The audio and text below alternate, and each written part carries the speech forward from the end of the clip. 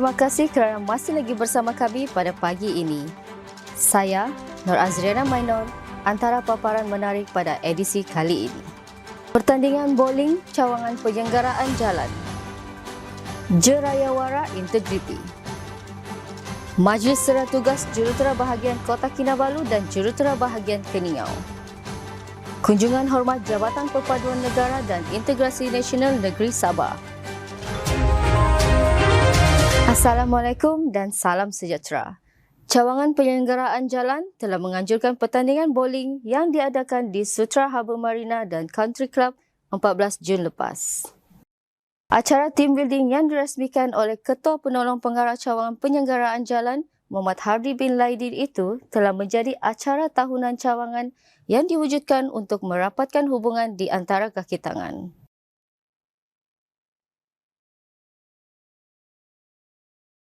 Pada 14 Jun lepas, Bahagian Integriti dan Governor Negeri Sabah, Pejabat Setiausaha Kerajaan Negeri dengan kerjasama Majlis Perbandaran Sandakan telah menganjurkan program Jerayawara Integriti yang dilaksanakan di Dataran Harbour Mall Sandakan.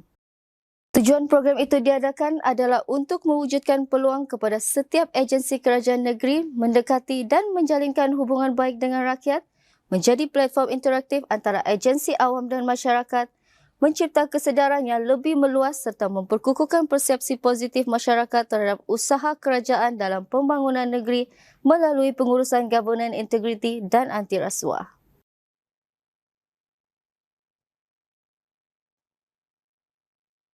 Majlis Serah Tugas di antara Teknologi Zulkifli bin Salib Arjud, Jurutera Bahagian Kota Kinabalu dan Nelia Sitor, Jurutera Bahagian Keningau telah diadakan di Dewan Mini JKR Bandaraya 12 Jun lepas.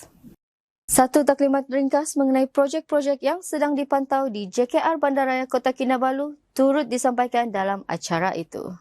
Nelia Sitor, Jurutera Bahagian Kota Kinabalu baharu menggantikan Teknologi Zulkifli bin Salib Arjud yang akan mula bertugas sebagai penolong pengarah cawangan utiliti dan alam sekitar Ibu Pejabat.